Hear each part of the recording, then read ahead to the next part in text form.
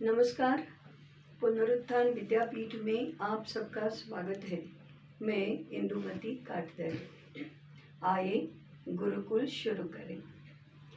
गुरुकुल शुरू करने के उद्देश्य से आचार्य अध्येता बनकर गुरुकुल में आते हैं तो उनके सामने दूसरा जो विषय रहेगा चिंतन के लिए वह होगा गुरुकुल की अर्थव्यवस्था कैसे बिठाएंगे। ये अत्यंत महत्वपूर्ण प्रश्न है। इसके संदर्भ में एक दो बिंदुओं पर हमने विशेष विचार करना चाहिए। गुरुकुल में शिक्षा निःशुल्क रहती है। अब ये तो आधारभूत सिद्धांत है। शिक्षा ये ज्ञान की व्यवस्था है और ज्ञान दान का कोई शुल्क नहीं होता। ज्ञान प्राप्त करने के लिए कोई शुल्क नहीं दिया जाता। व्यावहारिक संदर्भ ये है कि धन नहीं है, इसलिए किसी को भी शिक्षा से वंचित नहीं रहना पड़ना चाहिए। और दूसरा यह है कि हमने किसी को पढ़ाया तो उसका पैसे में मूल्य नहीं आंकना चाहिए, क्योंकि भौतिक पदार्थ के रूप में जब धन होता है तो ज्ञान या विद्या या शिक्षा व्यवस्था उससे ऊपर है, उससे परे है, उससे श्रेष्ठ है। श्रेष्ठ वस्तु का मूल्य उससे नीचे जो है, कनिष्ठ है, उससे आंका नहीं जाता। इसलिए हमारे समझदार, हमारे व्यवहार ज्ञान भी जिनके पास था, ऐसे ऋषियों ने व्यवस्था बनाई कि ज्ञान दान का कार्य तो निःशुल्क ही रहेगा। इसके पीछे एक अर्थदृष्टि भी रही है, परंतु हम अर्थदृष्टि का विचार अलग से करेंगे। अभी तो शिक्षा निःशुल्क होनी चाहिए। इस सिद्धांत के आधार पर ही गुरुकुल कैसे चलेगा, इस बात का विचार करना चाहिए। आज के कस्टमर वेंडर मॉडल में इस व्यवस्था को बिठाना, इस व्यवस्था को लागू करना अनेक लोगों के लिए अव्यावहारिक और असंभव लगता है। पहले आचार्यों ने अपने बुद्धि में इसको स्पष्ट कर लेना चाहिए कि यह निःशुल्क व्यवस्था क्यों होनी चाहिए, और निःशुल्क व्यवस्था यदि करनी है तो गुरुकुल चलेगा कैसे। गुरुकुल में छात्र तो सारे गुरु गृहवास करते हैं, अर्थात गुरुकुल में ही रहते हैं। इनके निवास की, भोजन की और अन्य सारी आवश्यकताओं की पूर्ति गुरुकुल को ही करनी है, पर्याय रूप में आचार्य को ही करनी है। इसके लिए धन चाहिए, इसके लिए सामग्री चाहिए, इसके लिए भूमि चाहिए, इसके लिए भवन चाहिए, इसके लिए अर्थ चाहिए। तो इसकी अर्थव्यवस्था फिर कैसे करना। यदि छात्र नहीं देंगे तो आचार्य इसकी व्यवस्था कहाँ से करेंगे। दूसरा मुद्दा है, जो आचार्य, एक या अधिक आचार्य ज्ञान दान करेंगे तो उनका अपना भी परिवार होगा, उनका निर्वाह भी चलना ही है, उनका योगक्षेम भी चलना ही है। तो यह योगक्षेम कैसे चलेगा, क्योंकि आचार्य तो पूर्ण समय के लिए ज्ञान दान का काम ही करते हैं और कोई अर्थार्जन का कार्य तो करते नहीं हैं। तो उनका योगक्षेम कैसे चलेगा। इन दोनों बातों को लेकर गुरुकुल की अर्थव्यवस्था के बारे में परंपरा में हमारे ऋषियों ने क्या विचार किया है, यह जानना बहुत उपयोगी रहेगा। आज केवल इस अर्थव्यवस्था के 4 आयामों का संकेत ही करते हैं।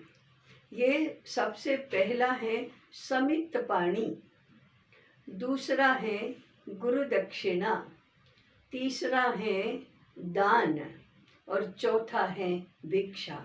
ये 4 माध्यम हैं जिनसे गुरुकुल का निर्वाह होता है। ये 4 माध्यम क्या हैं, उनका अर्थ क्या है, उनका व्यवहार कैसे होता है, केवल एक बिंदु का हम यहाँ उल्लेख करेंगे। सबसे पहला बताया समित पाणी।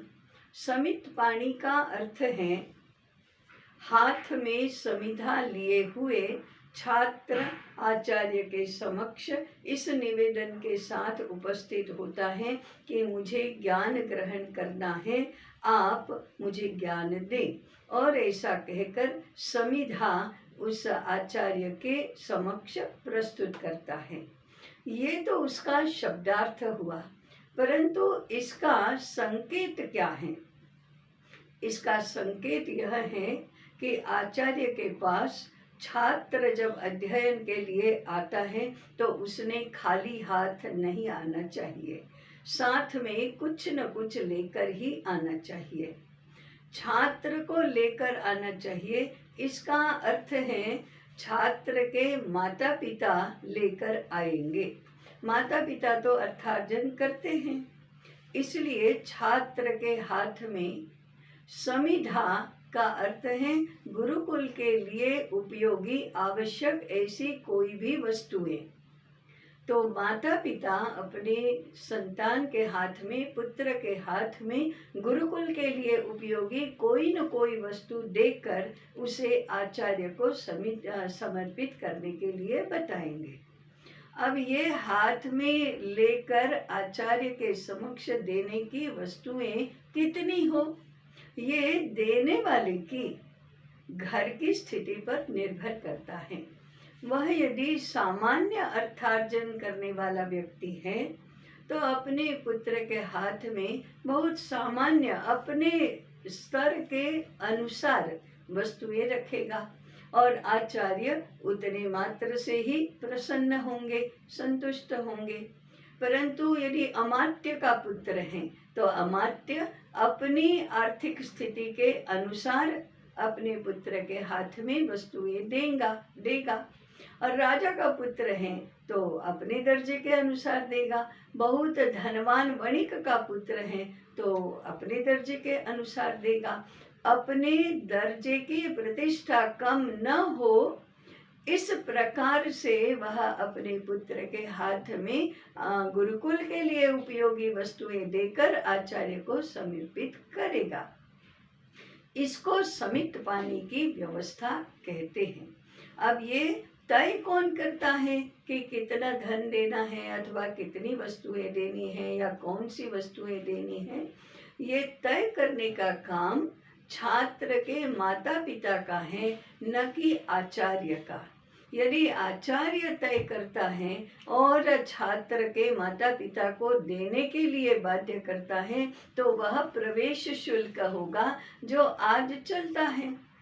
परंतु आचार्य तय नहीं करता, आचार्य माता पिता को बाध्य नहीं करता, परंतु आचार्य के माता पिता स्वयं प्रथम कृतज्ञता भाव से और बड़े लोगों के पास जाते हैं इसलिए, और ज्ञान ग्रहण करने के लिए अपना पुत्र जाता है इसलिए अपने आर्थिक दर्जे को शोभा देने वाला धन अथवा वस्तुएं आचार्य को समर्पित करेंगे।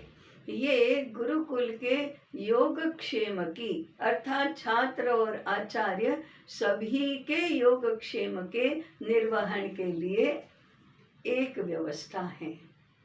आज यहीं रुकेंगे, अन्य व्यवस्थाओं के बारे में बाद में बात करेंगे। जुड़े रहें और चिंतन में सहयात्री बने। नमस्कार।